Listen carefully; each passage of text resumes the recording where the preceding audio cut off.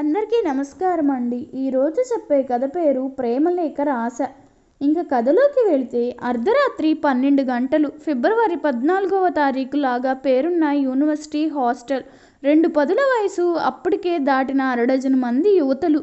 మధ్యలో ల్యాప్టాప్ చుక్కల్లో చందమామలా అందంగా ఉంది ఆ అమ్మాయి.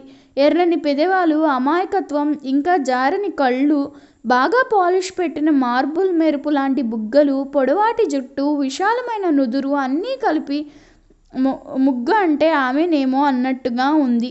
చుట్టూ ఉన్న అమ్మాయిలకి జూనియర్ ఆ అమ్మాయి. ఆమెకి ఉన్న అందం అంటే అసూయ. ఆమెలోని ఆత్మవిశ్వాసం చూసి ఈర్ష్య పడకపోతే అది ఆడజన్మ కాదేమో అనేలా ఆమెని ఎలా ఇరికించాలా అని ఆలోచించి అక్కడ సమావేశపరిచారు అందరూ.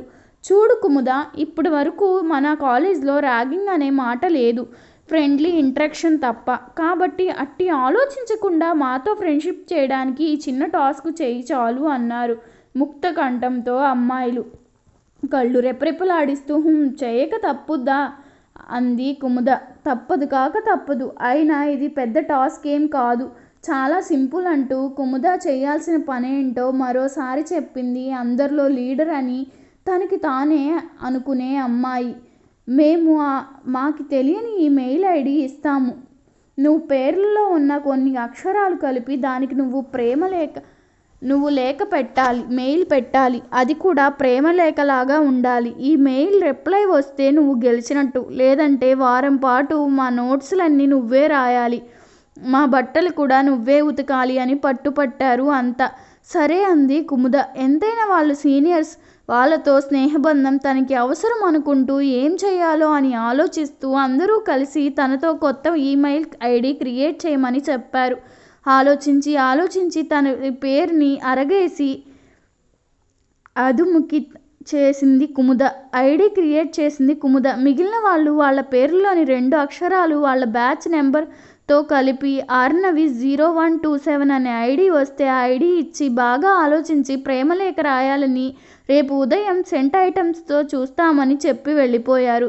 ల్యాప్టాప్ ముందు వేసుకుని కూర్చుంది కుముద. చాలాసేపు ఆలోచించింది.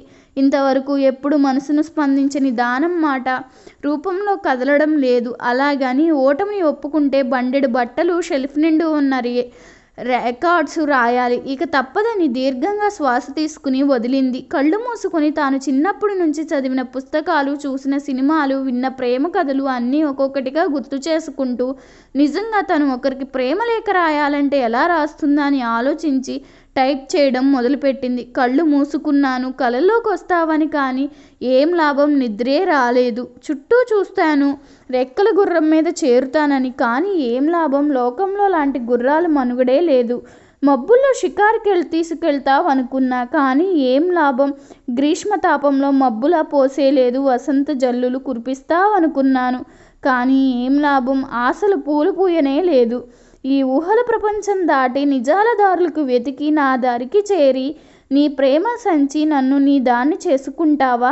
నీ సమాధానం కోసం ఎదురు చూస్తూ ఉంటాను. మరో 2 సార్లు చదివి ఆ మెయిల్ పంపేసి నిద్రపోయింది కుముద. మరుసటి రోజు సీనియర్స్ కూడా చూపించి అప్పటికి తప్పించుకున్నానని ఊపిరి పీల్చుకుంది. ఒక 2 రోజుల తరువాత అసలు ఆ ఈమెయిల్ ఐడి ఉంటుందా, తనకి రిప్లై వచ్చి ఉంటుందా అని ఆలోచన వచ్చి తన మెయిల్ ఓపెన్ చేసింది కుముద. కళ్ళు పెద్దవి అయ్యావి. తన ప్రేమలేఖకి సమాధానం వచ్చింది. నిజాల దారుల చేతికి నీ దరికి చేరి నీకు నా ప్రేమని అందించమంటావా చెలి? నేను సిద్ధమని. అక్షరాల మాయలో నన్ను పూర్తిగా నీ బందీని చేశావు. నీ మాటన దాగిన రూపంలా ఎలా ఉన్నా నువ్వు ఎవరైనా నా ప్రేమ మాత్రం నీ హాస్టల్ ముందుకి వచ్చి ఎదురు చూస్తాను. వచ్చే ఆదివారం నీ ప్రేమను పెంచడానికి రెడీగా ఉండు. ఆ సమాధానం చూసి నివ్వెరబోయింది కుముద. కానీ ఒకరి ఫీలింగ్స్తో ఆడుకున్నందుకు తనకి శాస్త్రి జరిగింది. తనకి తాను సర్ది చెప్పుకొని ఆ మెయిల్ రిప్లై చేసింది. నన్ను మన్నించండి. మా సీనియర్స్ నాకు ఒక మెయిల్ ఐడి ఇచ్చి ఇలా రాయమని చెప్తే కాదనలేక చేశాను. నా మాటలు మీ మనసుని బాధిస్తే మిమ్మల్ని మనస్ఫూర్తిగా క్షమార్పణ కోరుతున్నాను. దయచేసి మన్నించండి. మరోసారి ఇలాంటి పొరపాట్లు చెయ్యను. అంటూ రిప్లై పెట్టి ఆ ఐడి డిలీట్ చేసింది కుముద. ఆ తరువాత 1-2 సార్లు ఆలోచించినా తాను సారీ చెప్పింది కాబట్టి తన తప్పు లేదని మనసులో సర్ది చెప్పి మెల్లిగా మర్చిపోయింది. చదువు ధ్యాసలో ముందుకు వెళ్ళింది. 2 సంవత్సరాల తరువాత కుముద అందంగా అలంకరించుకుని కూర్చుంది. తనకి మొదటి పెళ్లి చూపులు, అది కూడా తమ ఫ్యామిలీకి బాగా తెలిసిన ఫ్యామిలీ. తను చాలా రోజులుగా వింటున్న అబ్బాయి జైతో.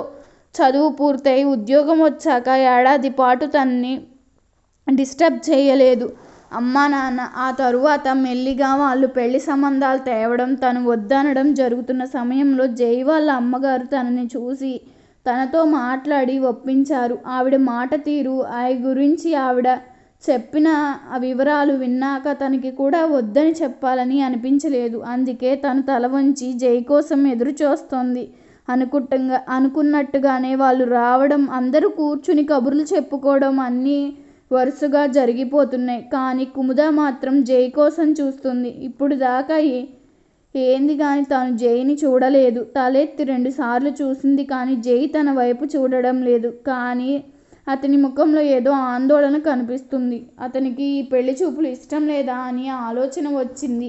ఆ ఆలోచన ఎందుకు వచ్చిందో తనకి నచ్చడం లేదు. సహజంగా తన మనసు ఎప్పుడూ ఎవరి మీదకి మళ్ళలేదు ఇప్పటి వరకు. కానీ జై గురించి చెప్పింది విని తాను జై తన సోల్మేట్ అని ఊహించుకోవడం మొదలుపెట్టింది.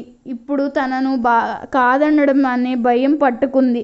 ఇంతలో కుముద తండ్రి జై వైపు తిరిగి, మీరు కావాలంటే కాసేపు బయటికి వెళ్ళి రండి జై, ఇంట్లో మొహమాటంగా ఉంటే మాట్లాడుకోవడానికి అన్నారు. జై లేచి నిలబడ్డాడు. ఆ అవకాశం కోసం ఎదురు చూస్తున్నట్టు కుముద కూడా లేచింది. ఇద్దరూ కలిసి బయటికి వచ్చారు.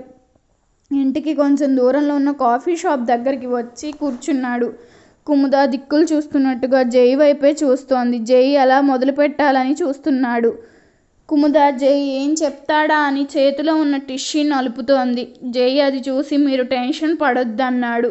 వెంటనే టిష్యూ వదిలేసింది కుముద. కుముద నైస్ నేమ్ అన్నాడు. మెల్లగా నవ్వింది. కుముద అడుముక్ 111, ఇది కూడా అందమైన ఐడి కదా అన్నాడు. మెల్లగా తలెత్తింది కుముద. అర్థం కాలేదు అసలేమన్నాడో జై. ఏంటన్నట్టు ప్రశ్నార్థంగా చూపింది కుముద. ఇంకా అర్థం కాలేదా? నాకు 4 సంవత్సరాల క్రితం ఒక ఈమెయిల్ కాదు, ప్రేమలేఖ వచ్చింది కుముద అనే ఐడి నుంచి. ఆ ప్రేమలేఖ నన్ను ఏదో కదిలించింది. అంటే ఎంతో కష్టపడి 2 రోజుల్లో ఆ అమ్మాయి అడ్రస్ వెతికి పట్టుకునేంత, ఆ అమ్మాయి ఎవరో తెలుసుకునేంత, తెలుసుకున్నాక ఆ ప్రేమలేఖ నిజమైతే బాగుండు అనుకునేంత, డైరెక్ట్గా కలిస్తే ఎలా రియాక్ట్ అవచ్చునో తెలియక రిప్లై పెట్టాను. కానీ నీ సమాధానం నన్ను, నా మనసుని మరింత కట్టేసింది. అందుకే అప్పటి నుంచి మాస్టర్ అయిపోయిన నేను అమ్మ వాళ్ళకి చెప్పాడు నీ గురించి. మీ ఫ్యామిలీతో పరిచయం పెంచుకుని నీ చదువయ్యాక పెళ్లి చేసుకుందాం ఆగాను. అదిగో ఇప్పుడు ఇలా మా అమ్మ చెబితే ఒప్పుకోలేదు నువ్వు అన్నాడు జై. అంతా మాయలా ఉంది. తనేదో అనుకుంటే ఏదో జరిగింది. తన ఈమెయిల్ జైకి ఎలా వెళ్ళిందో అర్థం కాలేదు. తికమకగా చూస్తూ కుముద వైపు చూసి అర్థం కాలేదా అన్నాడు. అవునని తల ఊపింది కుముద. నా పేరు అర్ధవ్ జైరాజ్, అరుణ్ జై. 0127 అంటే అరుణ్జైవ్. నా బర్త్డే December 7th. ఇప్పటికైనా అర్థమైందా మేడం అన్నాడు. ఆ క్షణం ఆనందం, ఆశ్చర్యం రెండూ కలిగాయి కుముదకి. తన కల నిజమై జైకి కూడా తను నచ్చడం, అది కూడా ఆనాళ్ళ నుంచి తన కోసం ఎదురు చూడడం, వాళ్ళ అమ్మగారితో మాట్లాడించడం అన్నీ ఆలోచించి మనసులో ఉద్వేగాన్ని గురై గట్టిగా హత్తుకుంది జైని. అయితే మేడంకి నేను ఓకే కదా అన్నాడు జై నవ్వుతూ. మీతో పాటు నిజాల దారులు ప్రయాణానికి నేను సిద్ధమే అంది కుముద. అలా మొదలైంది వారి ప్రేమ ప్రయాణం. ఈ కథ మీకు నచ్చినట్లయితే ఛానల్ను సబ్స్క్రైబ్ చేసుకోండి. అలాగే మీ అభిప్రాయాన్ని కామెంట్ రూపంలో తెలపండి. ధన్యవాదములు.